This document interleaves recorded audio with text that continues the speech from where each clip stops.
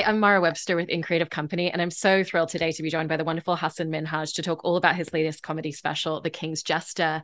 And I wanted to start by talking about the opening of the special because I love the way that you go straight into an incredibly personal space in talking about male fertility and you and your wife trying to have a kid, in terms of the way that it really just opens up the audience and brings them straight into your world and creates a sense of trust for you with them and also for them with you.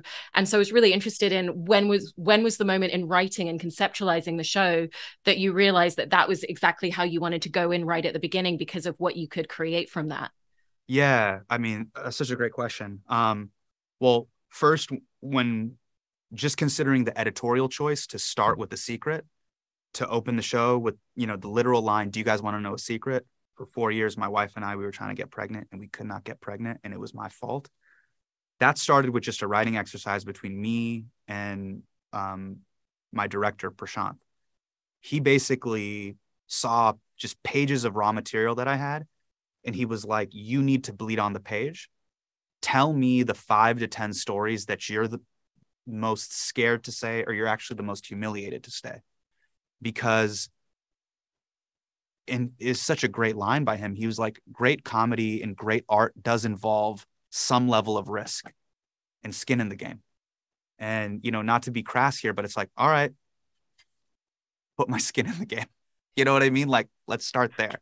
And talking about fertility and specifically male infertility was just something I was really humiliated to talk about, ashamed to talk about, didn't want to tell my friends, didn't tell my family. So for years when people were like, "Hey, why haven't you guys started a family? What's going on? You're getting older." And to kind of be carrying that, and to also carry the guilt that it's usually framed as a women's issue, that it's my wife's quote unquote fault, when in reality it's on me. That was pretty embarrassing to talk about, and having that story and finding levity in it, that was the first thing. The directorial choice, which I thought was really brilliant by Prashant, is when I'm sharing that story on stage live, the theater gets really quiet. It's not the way you usually start a comedy show or comedy special. And one of the things that I wanted to do was bring the audience in. And I was telling Prashant this, how do we immediately get to bringing you in? In so much of confession and honesty is in the eyes and in your face. So we just start on a one shot, a tracking shot.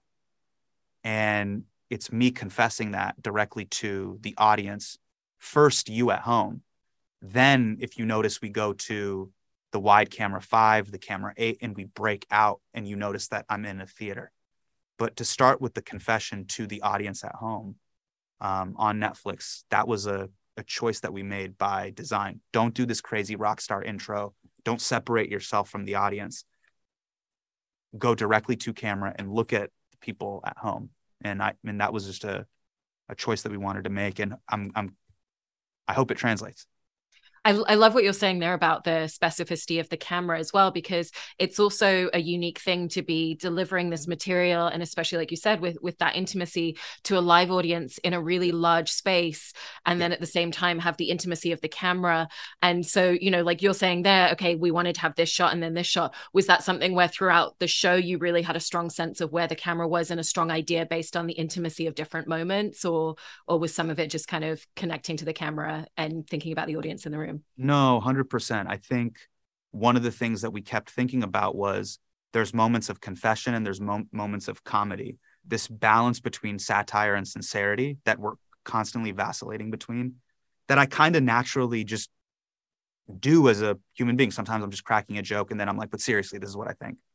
And so one of the things that we wanted to do by design was those moments that are really powerful or confessional. I know there is a tendency right now to TikTokify everything, to kind of toy with people's emotions through editing and cutting or sound design or music design. And those moments we actually just wanted to really simplify and focus on the face and focus on just like my eyes, the performance, and have me just really candidly in a raw fashion tell people at home. And so there's moments where we talk about the fertility stuff or why I named the show Patriot Act. You'll see these very intense close-ups. And that was a choice by design to bring the Steadicam operator on stage. You're breaking the frame. you're ruining all the other 8 cameras. There's a guy on stage next to you. You know, every other camera is shot now. So those choices were made by design for those moments of like deep confession.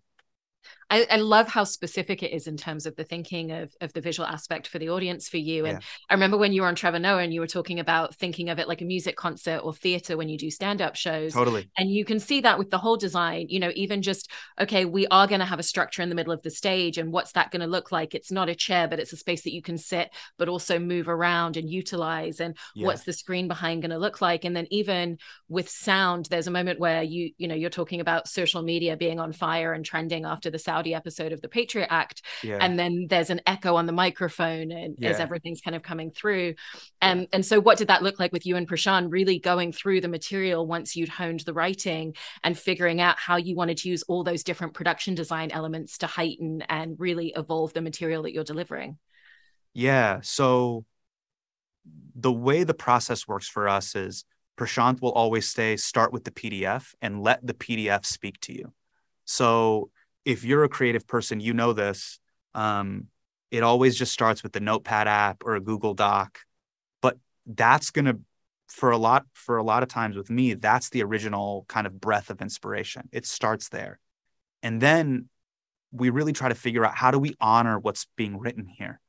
Don't do anything gratuitous, or, oh, I really like this thing, I saw this thing on Pinterest, or I saw this on a mood board, and then work backwards. Let the actual core idea breathe life into it.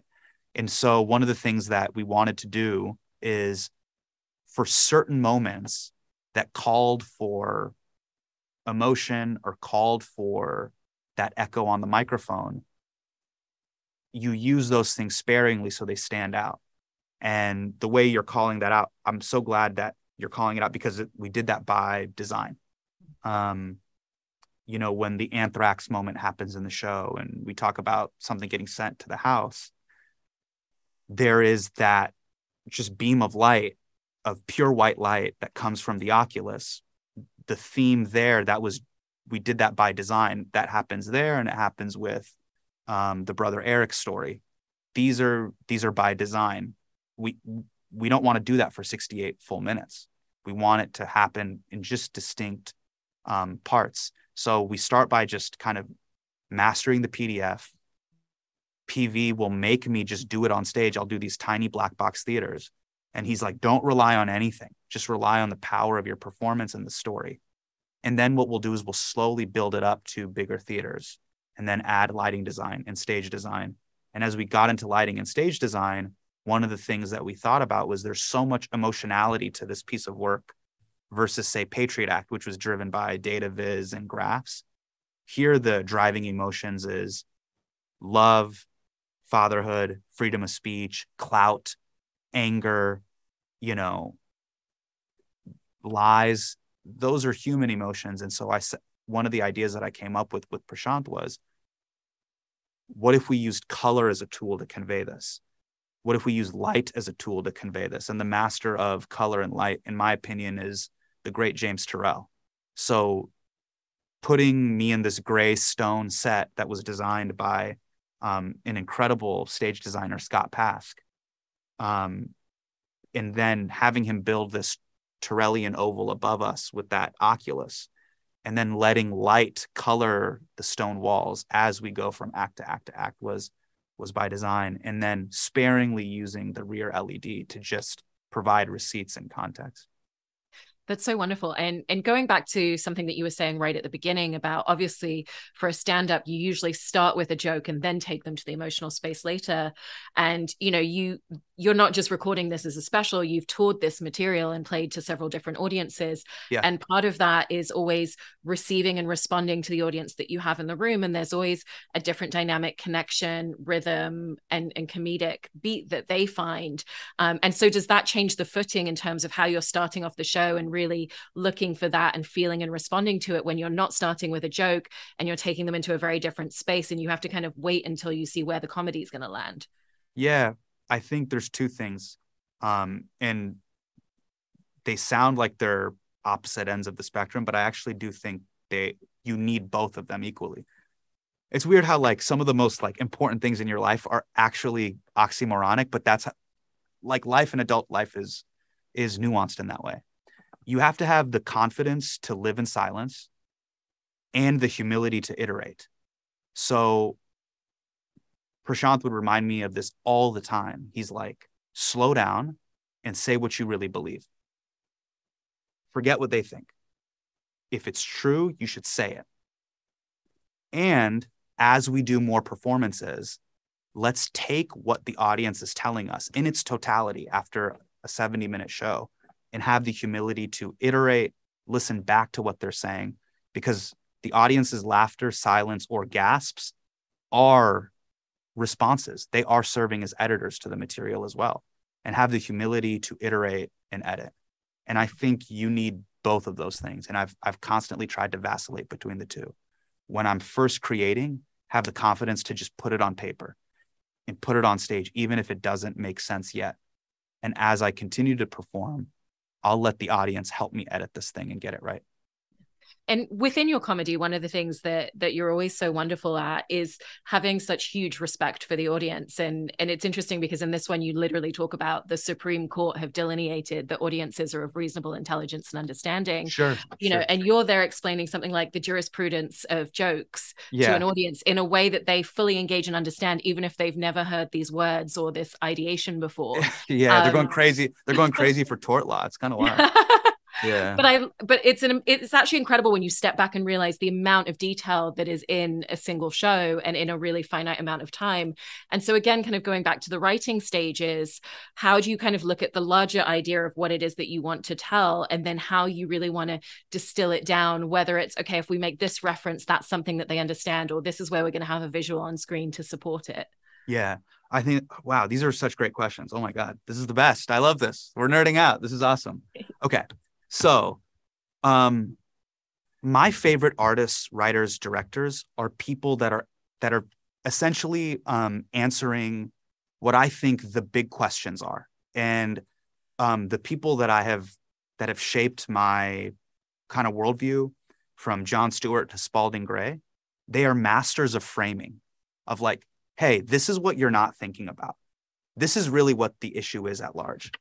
So when it comes to jurisprudence of jokes, really the quote unquote cancel culture and censorship dialogue that's happening right now actually comes from can you trust the audience or not? From the micro to the macro. What do I mean by that? When Apple takes away the gun emoji from text messaging, or when Trump or Talib Kweli are banned from Twitter, what platforms and outlets are trying to discern is they are discerning that, are people reasonable enough to be able to make sense of this? And we're going to make an editorial call and say no. That's their right to do. For me as an artist, do I want to pre-censor myself? And if I pre-censor myself, I'm actually implicitly saying, I don't trust you. So when Sam the lawyer tells me that there is something in law called the reasonable person standard, which justices have written about, and this is their opinion on it, and it's like codified in law, what they are saying is, you should assume the average American is a reasonable person of average intelligence, that they can discern the difference between me fucking around, me being satirical, or me being serious, sincere. And there's countless cases that have supported this. For example, there was a famous Warner Brothers case where someone sued Warner Brothers and Looney Tunes because Porky Pig has a stutter, and they had a stutter.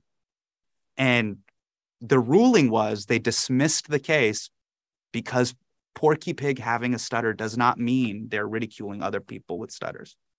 Or there was the famous case between Donald Trump and Bill Maher, where Bill Maher challenged Trump and said, Donald Trump's mother is a chimpanzee, and therefore that's why he has orange hair. And Donald Trump was suing Bill Maher. This is a case. I mean, you can look this up. This was a case, and it was a running thing on Bill Maher's show. But that too had to pass through the reasonable person standard. And why was the case dismissed? A reasonable person knows that Bill Maher is joking. A reasonable person of average intelligence knows Donald Trump's mother is not an orange-haired chimpanzee. Or not, you know what I mean? And that's the beauty. Like, that is the beauty of art, you know, of satire specifically as an art form. And so the fact that we were able to distill that in the show, like, I'm really proud of that. And I think it was a way to talk about this issue without using, in my opinion, overused Twitter language. It's like, let's zoom out and actually frame this and talk about this meaningfully as adults. I mean, I'm actually also so interested in your journey into political commentary as such a central part of your comedic voice in the landscape, because it's obviously something that you're hugely engaged with, you know, not just on stage, but having, you know, testified for certain legislation as well. Right. And you know, when you first started working on The Daily Show, was it something where you had been specifically pursuing and making political comedy a part of your voice? Or do you feel like getting that job on The Daily Show and that opportunity presenting itself really changed the landscape of who you are as a comedian at that point? Yeah, I think The Daily Show really became my comedy and philosophy undergrad degree. Learning from John and Trevor, just taught me a lot. And the writers, like that group of writers, Jubin Parang, Hallie Hugland, like Steve Bodo, they're incredible minds. Jen Flans, they're incredible comedic minds. And they really gave me the comedy broccoli that I needed to mature as an artist. And they really taught me that there were just kind of levels to comedy. I think, you know, humor and being funny, that's the necessary condition that you need to tell a great joke. But there are levels to this. Just like there's like top shelf liquor and, you know, piss water that you would drink at a frat party. There are levels of jokes, and the best types of jokes, of course, make you laugh, but then also make you think about the world in a new and amazing way of like, oh my God, I didn't think about my humanity or this issue or that idea that way. Those to me are, I learned at The Daily Show, are like top shelf jokes. So I aspire to that. I chase that. You want to give the audience that type of meal, in my opinion. No, that's amazing. And, you know, also kind of going back a little bit to what you were saying about initially just having pages and pages of raw material, and it really being something where you're always kind of writing down observations, certain ideas, commentary on topics as it's happening in real time. When you're then looking at all of that material and how to build it into a show, you know, like this, where you're talking about, you know, becoming a father, male fertility, freedom of speech, and all these different larger scope topics, are you kind of going in with a little bit of an idea of where you want to broach, or is it about looking at the minutiae of the notes that you've made and that leading to the larger concept? Yeah, it's the latter. That you just start with that. For me, I just start with the raw emotional vomit, and then with the help of a director and the audience, you start to see the threads and you start to make like connections. And believe it or not, even the tool of editing, lifting the extraneous, then pulls 2 or 3 exposition scenes together. And now as it stacks, the story stacked together back to back to back, you start to see, or I started to see, clearer through lines. Oh, this is a family story. We open with family. We're ending with family. Oh, this really is about drawing lines and censorship boundaries for myself vis-a-vis family. Not the stage, not because of autocrats, not because of dictators, not because of platforms. It's a personal line. And that comes from the actual performance and editing. Yeah. There's also a great power in comedy and finding moments where you can call back to something earlier in the show. So like Brother Eric, you talk about him extensively, and then you come back to the news footage later. Or even, you know, there's the great setup for the fact that you show us a tweet of someone saying that you look like a raccoon on Adderall. And then that comes into play later in the legislation segment. And so how do you kind of finesse and find where is this going to have the most impact to kind of reference back to something that the audience already have a familiarity with and a comedic connection to? So generally callbacks, you'll figure those things out later. Like callbacks also serve as a way to bookend particular ideas or topics, and to kind of close the loop on things. But I'm not Dave Chappelle. I mean, Dave is someone who can, on his first go already, have the story, exposition, tags, and callbacks in the whole shebang. He's like brilliant at that. For me, it's a little bit more of sculpting it over time, and you find those things. And really, having a great director is so important. So I can't thank Prashant enough, Prashant Venkataramanujan, like my collaborator and director here, because he'll always check me and go, so explain that further. Okay, so explain that further. Okay, explain that further. And what he's doing is he's getting me to distill why this thing is important. And that's really powerful as we're putting together the show. So yeah. That's so great to have a collaborator like that. And, Yeah. you know, I've heard you talk previously about with your comedy that in essence, it's like you're always trying to service the person that you were when you first stepped on stage in 2014 and when you first kind of did any sort of stand-up show, 2004. Yeah. And, you know, being this far in your career and particularly doing this show off the back of having done so many episodes of the Patriot Act where you really got a chance to evolve your voice in new ways, how do you feel like this comedy special, you were still asking yourself and servicing yourself in terms of who you were as a comedian back in 2004 in the present day? Yeah, I think what's beautiful about art, there's such an aspirational quality to it. And I'm always basically trying to be my grandmother's wildest dream. Like that's really what it is. So when I was 18 and I'm a freshman at UC Davis, I'm always kind of judging things against that, to be like, hey, what would UC Davis Hasan think if he was hosting the White House Correspondents' Dinner? He'd be like, no way.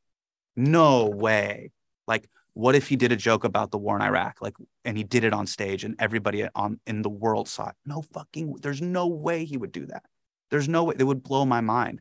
And by the way, like, I'm always chasing that feeling. I remember I did this event with Iman Vellani, who's now Miss Marvel. And I just remember thinking and seeing her. She's 19 years old. And I was just looking at her and I'm like, man, when I first moved to Hollywood in 2009, I never was able to audition for something like this. There are these, like, I was having this like Pakistani Jackie Robinson moment through her, to be like, you're doing what is like so wild and unknown. And I try to chase that from the micro to the macro, whether it's like a big idea, like a movie or a TV show, or something as small as just like a joke of being like, what if I went on Ellen and I told her to pronounce my name properly? Because to me, that's just an extrapolation of like what it was like in elementary school, and just being like, all right, fine, call me whatever you want. But like, what if I went on like the biggest daytime show and had this moment here? The test that I have to kind of check my heart and my conscience on, that I talk about in the show, is, are you doing it for the right reason, or are you doing it for the wrong reason? So are you doing it for the fam? Are you doing it for your grandmother's legacy and Bina and your parents and your kids? Or are you doing it for the gram?